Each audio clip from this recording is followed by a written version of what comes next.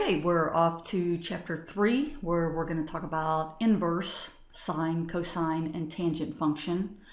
So if you remember, when we did the review, I talked about inverse functions a little bit, and we said if a function is 1-to-1, it will have an inverse. And how could we tell if a function was 1-to-1? Your crickets.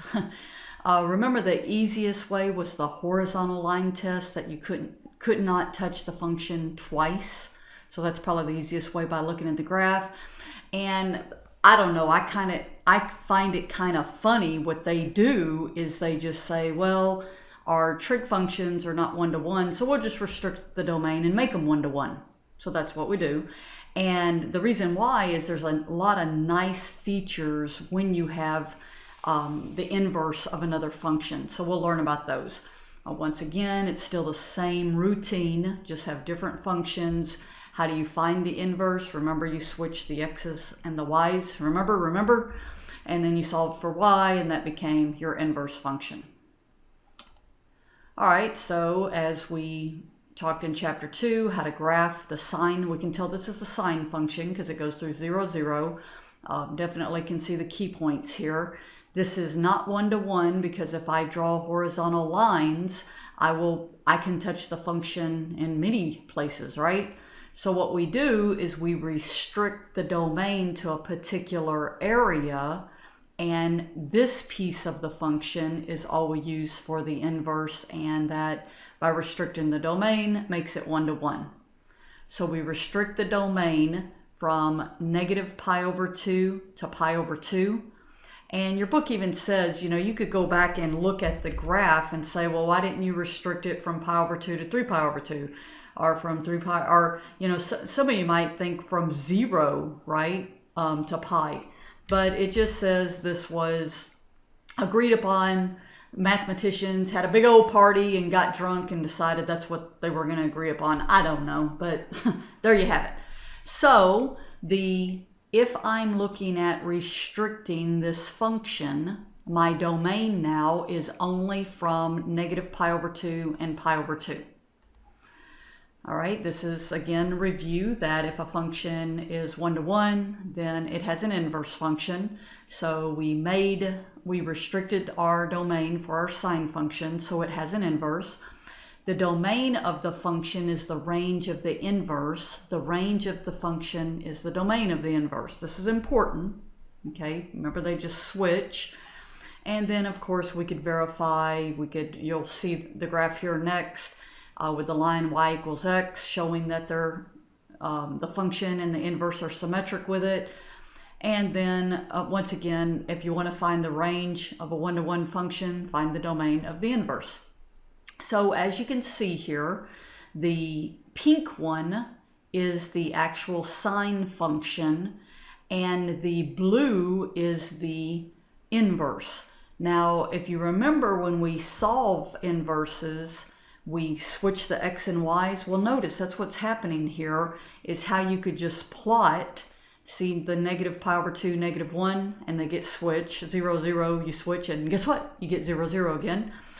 This one, pi/2, 1 becomes 1pi/2. So that's all that means.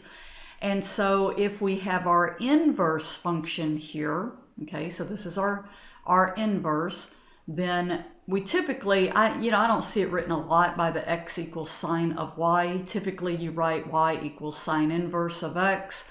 And then where my x value has to be between -1 and 1, which you can see that in my x value, and my y value between -pi/2 and pi/2. All right, so for the inverse, so they switched, right? Because if you look at this, the domain of the sine function is from pi/2, -pi/2 to pi/2. The range of the sine function is 1 and -1, and then they switch. So you can see that up here, the domain for the inverse becomes what the range was, and then the range becomes what the domain was. All right, just to note that this doesn't mean f to the -1 power, okay? It does mean inverse.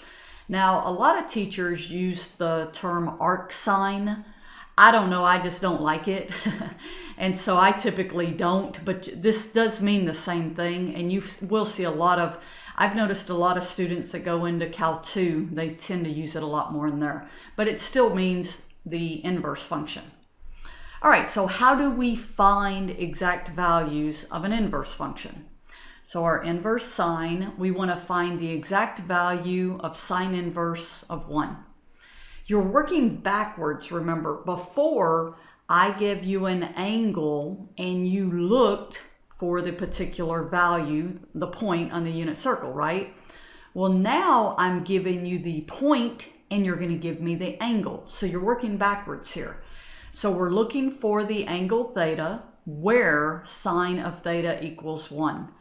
And the important part, because this can happen, as you're going to see with many of these in more than one spot, is it has to be in this interval, because this is our domain. This is my minus pi over 2 to pi over 2.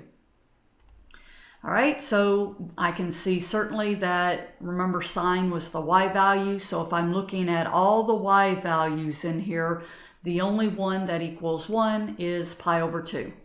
So sine inverse of 1 would equal pi over 2. All right, if I want to find the exact value of sine inverse of square root 2 over 2, hopefully you kind of have that one memorized, right? The 45 degrees. So once again, be sure you're restricting the domain, and then you look for where y equals square root of 2 over 2. And that one's negative. Maybe hard to see, there's a negative sign there. But I see in this case pi over 4 then would be my answer. If I want to find an approximate value, so notice the word approximate, and this is not on my unit circle, so you're going to use your calculator. All right, don't forget to have your calculator set in radians, because I don't see anything that tells me degrees. And you should be able to plug this into your calculator. Now, this does not mean 1 over sine. Your calculator will have a button. Usually you have to do a shift or a mode to get to it and to be able to find the inverse, and you should get this value. So try that. If you don't get that value, you're in big trouble, right? No. We need to figure it out. Be sure you're in radians, and we'll continue on the lecture. We'll continue on with the next lecture.